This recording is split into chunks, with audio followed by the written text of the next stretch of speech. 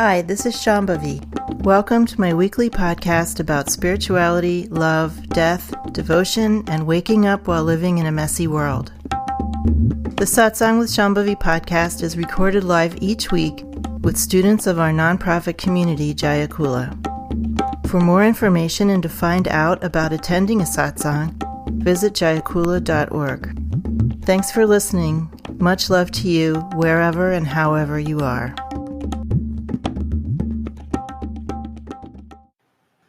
Would you talk with us a little bit about opening to grace? Sure. Somebody wrote on Facebook, basically you have to earn God's grace and you have to practice really, really hard, and God doesn't give their grace to everyone, and only those people who practice really hard get God's grace. This is just so not true.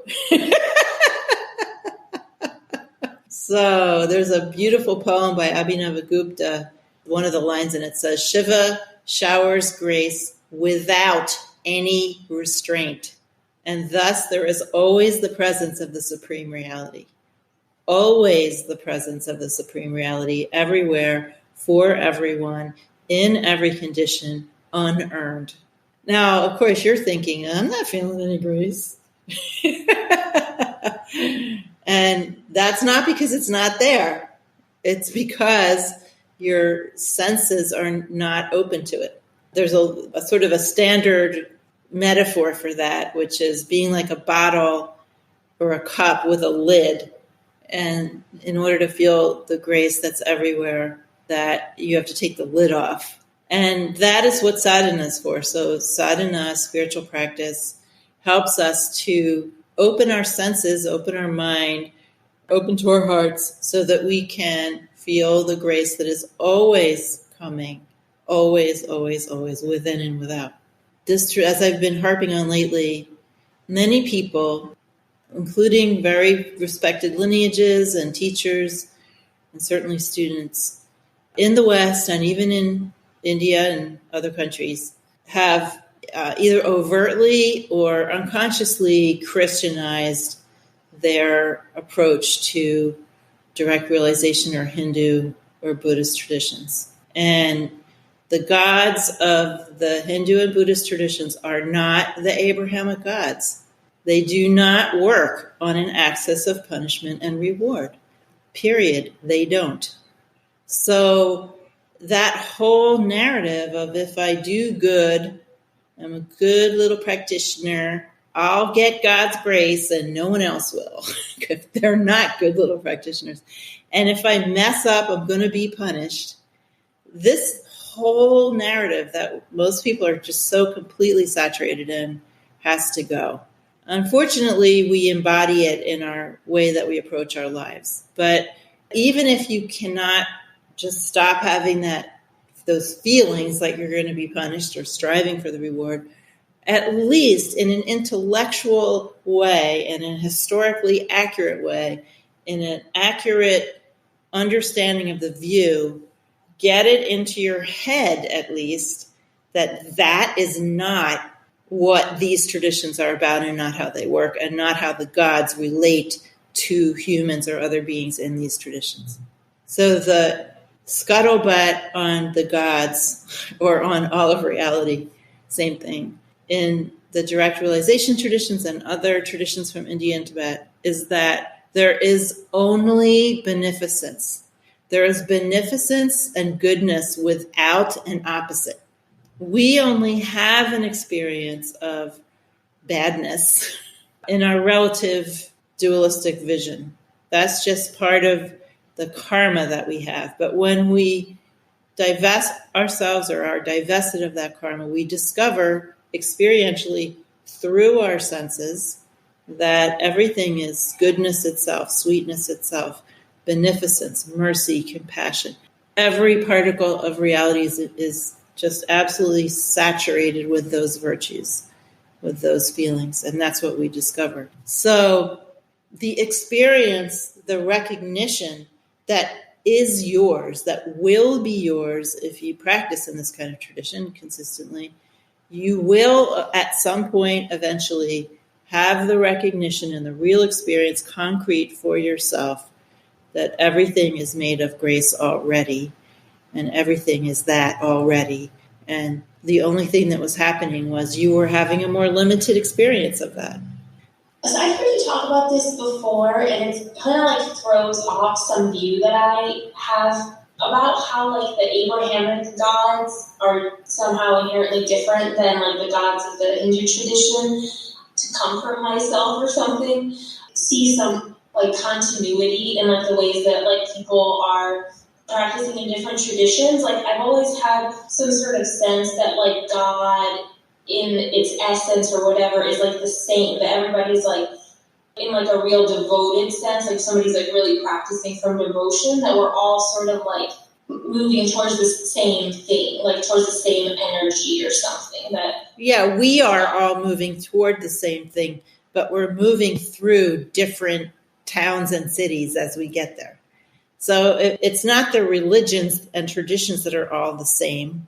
It's the people who are all moving toward the same thing over multiple lifetimes, not just usually in one lifetime. So think of each kind of tradition and or teacher or view or giant religion as a village or a city or a megapolis or something. Christianity is like a megapolis or something. And all the other ones are big cities and smaller cities and towns and villages.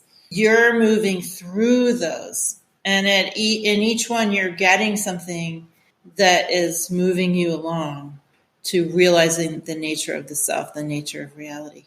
Of course, this is not the view of a lot of other traditions, right? Somebody once brought this up in a satsang in Maine. Someone told me I was being arrogant because I was reframing other religions as sort of, way stations. But the thing is that this tradition obliterates itself also. This tradition says, in the end, you don't need anything but your relationship to living presence. You don't need the apparatus of a tradition anymore. So this tradition does not say, we are the best, we are the final stop, we are the biggest or the best city, we have the best restaurants or anything like that. It says, when you're done with this, you can just roam around the world and do whatever you want, and you'll be immersed in presence, and that's all you really need. The explanation for why we have all these different traditions and their different gods, from our perspective, is that there's just people in very, very many different conditions. And our tradition would say every single other tradition is made by God of God. So this tradition would not say, in an absolute sense, that any of those traditions were lesser than. Each of them is the perfect technology, the perfect spiritual technology for the people that like those traditions. Remember what I was saying earlier about like picking up the right tool and none of them being higher or lower than the other. So, for instance, a born-again Christian tradition is just perfect for somebody. And earth goddess religion is just perfect for somebody else. So this tradition would say they are all made by God, of God, from God's mercy and compassion to help people in different conditions. And this goes for the Abrahamic traditions too. If you are in a certain condition and you really need to feel that it gives you a container for your life to feel that you're going to be punished and rewarded for doing various things and not doing various other things by God. If that's what you need to feel relaxed, you need that kind of container. That's what you need to function in a spiritual tradition, then you've got that. The only thing I'm pointing out is that this is not that. This tradition does not give you that container. And if you carry it into this tradition, for instance, by finger wagging at other people, saying, if you don't do this, you're not going to get God's grace, and God's grace is reserved for people who do X, Y, Z. From my perspective, this is an unconscious mingling of view of Abrahamic traditions and Hinduism.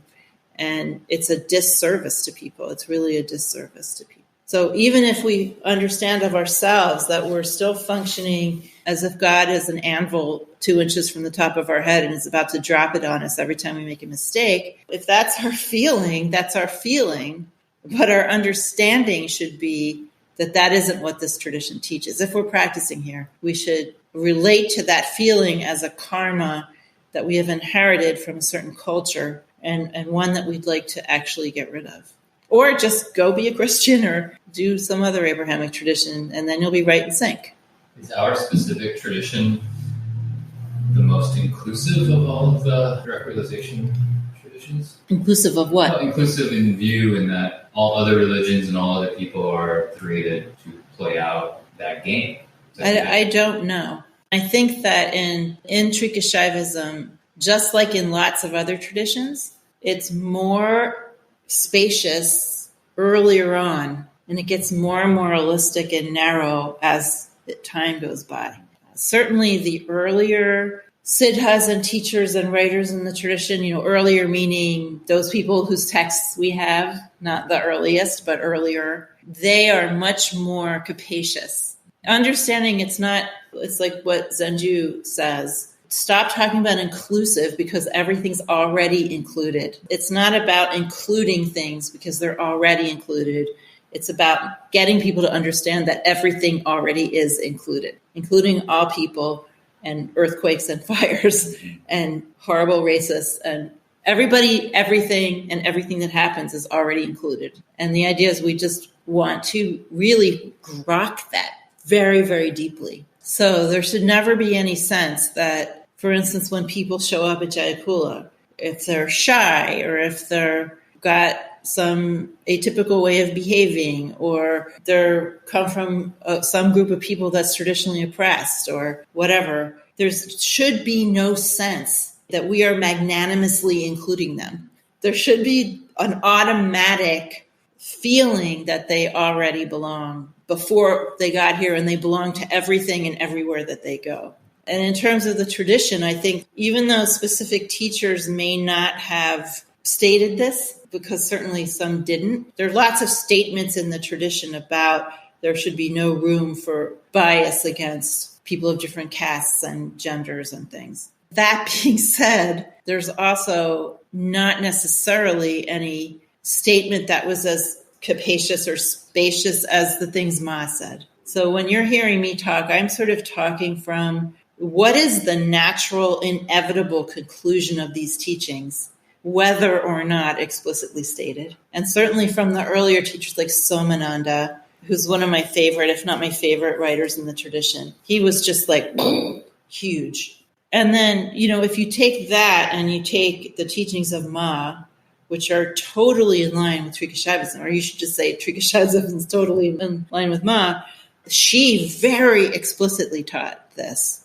that all traditions are God and there's no hierarchy whatsoever. And I mean, she was just relentless in teaching that. And certainly that really inspired me early on. And just living in a culture where devotion is not a normal everyday expression. When I was practicing, when I was much younger, and I started to really feel a lot of devotion, I just started to feel naturally happy when anyone was being devotional. I didn't care what tradition it was or, what they said about anything. I just felt happy when people were being devotional. And I think that happened before I really read those teachings of Ma's. And I think the two things just came together, and that was that.